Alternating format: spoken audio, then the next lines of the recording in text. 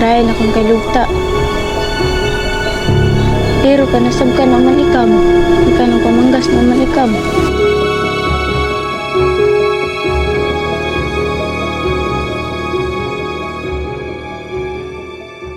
For the indigenous customary laws, true justice means kaparang, bring back balance by planting trees and cleaning the ancestral land. The offender learns that the forest is sacred. This is how their datu and elders teach the youth to respect life, land, and the spirits who protect them.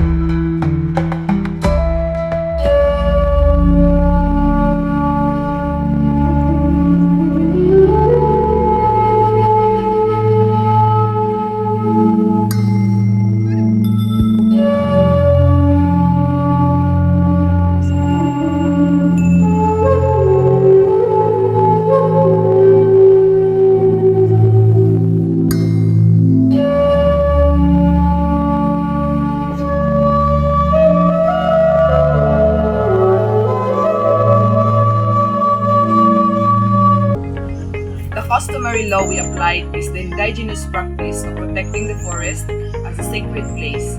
Sa panlantaw sa Manubo, ang isang dili ng kahoy, kung dili adunay kinabuhi o espiritual na bili. Tungod ni ini, ang pagputol og kahoy nga walay pagtugot iisip nga dakong sala dili lang sa komunidad, kundi pati sa kinaiyahan. So instead of punishment, ilang balaod nag-require nga ang nakasala kinahanglan mo balik ang tanom og kahoy and then manghilo sa lugar nga ilang nadaot. They included the prayer and also asking for forgiveness from the forest in a way to restore the respect between the human and nature. This customary law guided the elders' decision to focus on restoration rather than punishment. So, imbis na sulutan, gipabuhat sila og paagi aron maayo ang ilang nabuhat. Importante gihapon kini karon tungod kay daghang environmental problems ang resulta sa abuso sa natural resources. Daghantag mag-atunan sa ilang pamaagi sa pag-protect sa environment. Kini nga mga indigenous practices kabahin sa atong pagka-Pilipino. Nagpakita nga bisan sa una pa nanay sistema nga atong mga katigulangan.